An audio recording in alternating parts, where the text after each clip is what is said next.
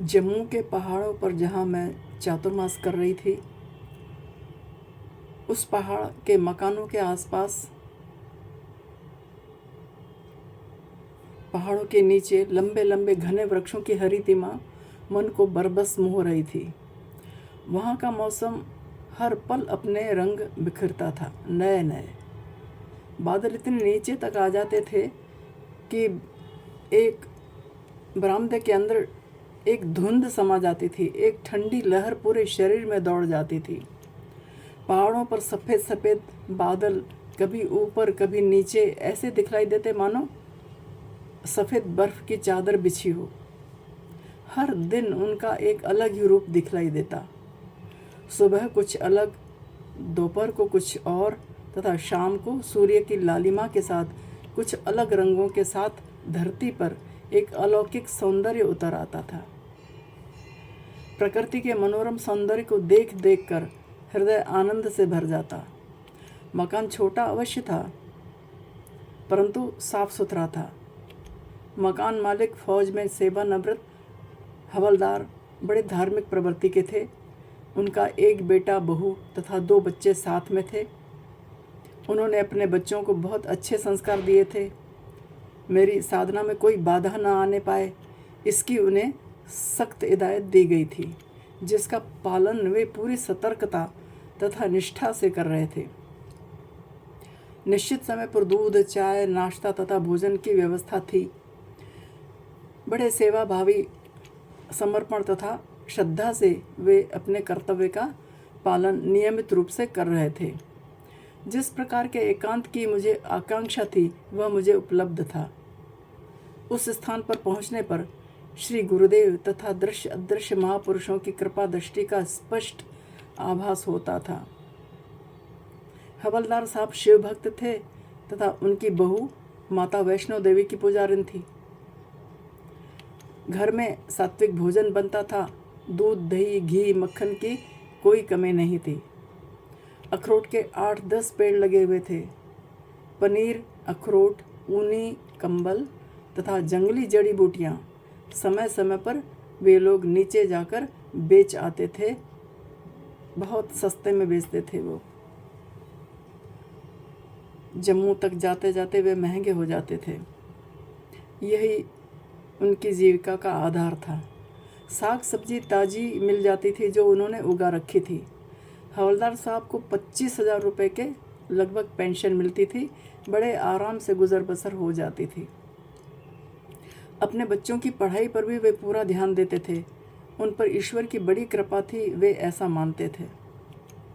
मुझे याद आ रहा था कि पहाड़ पर चातुर्मास के लिए आने से पहले मुझे मेरे कई शुभ चिंतकों ने बारिश के खतरों से आगाह करते हुए कहा था, नियमों में मत बंधे रहना, चातुर्मास पूरा होने की प्रतीक्षा मत करना, पहाड़ों पर खतरा दिखाई दे तो वहाँ से नीचे चले आना, इत्यादि इत्यादि। 2-3 बार ऐसी परिस्थितियाँ मेरे समक्ष आई भी। उनकी हिदायतों का स्मरण भी हो आया, परंतु साथ ही साथ किसी की ये पंक्तियाँ भी मुझे याद आती रहीं। मैं छलक जाए तो कम ज़र्फ़ हैं पीने वाले, मैं छलक जाए तो कम ज़र्फ़ हैं पीने वाले, जाम खाली हो तो साकी तेरी रुसवाई है। देखिए कैसे पहुँचते हैं किनारे हम लोग, नाव तूफ़ान में है और मल्लाह को नींद आई है।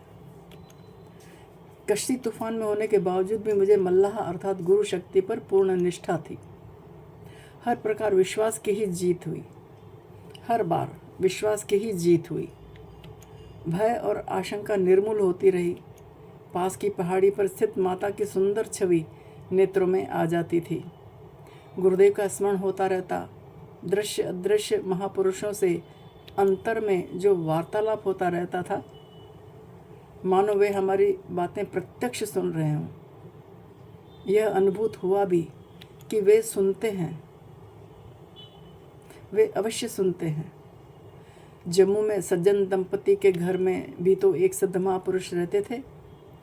उनके साथ बातचीत करके ऐसे प्रमाण मिल ही गए। चातुर्मास करने के बाद उनसे जो भेंट हुई, तब जो बातें हुई, उससे सिद्ध होता है कि सिद्ध महापुरुषों की दृष्टि हमारे ऊपर नित्य निरंतर बनी रहती है, और उनसे बातचीत करके ऐसे प्रमाण मिल गए जिससे हमारे अंतर का विश्वास और अधिक दृढ़ होता गया। स्पष्ट महसूस होता था कि हम सतत उनकी निगरानी में रहते हैं, विशेषकर उन दिनों में। संकट के दिनों में ही परीक्षा होती है, संकट के दिनों में ही परखा जाता है। हमें लौटते समय जम्मू में उन महापुरुष के दर्शन करने का सौभाग्य प्राप्त हुआ था।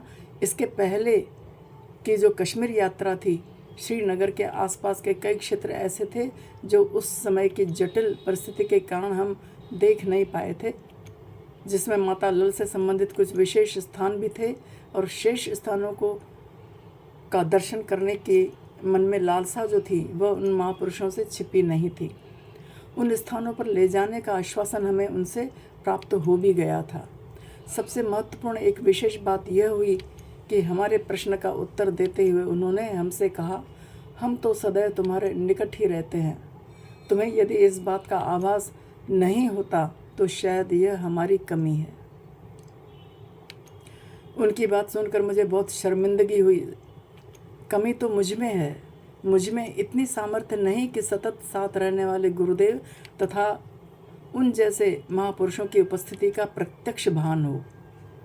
मैंने मन में सोचा कि मुझे तो ऐसी कोई योग्यता नहीं है, मुझ में ऐसी योग्यता नहीं है, किंतु वे निरंतर मेरे साथ हैं, हम सभी साधकों के साथ हैं, गुरुदेव साथ हैं। इतना ही क्या कम महत्वपूर्ण है? यदि नेत्रहीन व्यक्ति भगवान के दर्शन नहीं कर सकता है तो क्या हुआ? ईश्वर की दृष्टि तो उस पर होती है ना। इसी तरह दृश्य अदृश्य सिद्ध महापुरुषों की दृष्टि यदि हम जैसे क्षुद्र जीवों पर बनी हुई है और उनका सानिध्य सूक्ष्म रूप से हमें प्राप्त है, तो इससे बड़ा सौभाग्य हमारे लिए और क्या हो सकता है।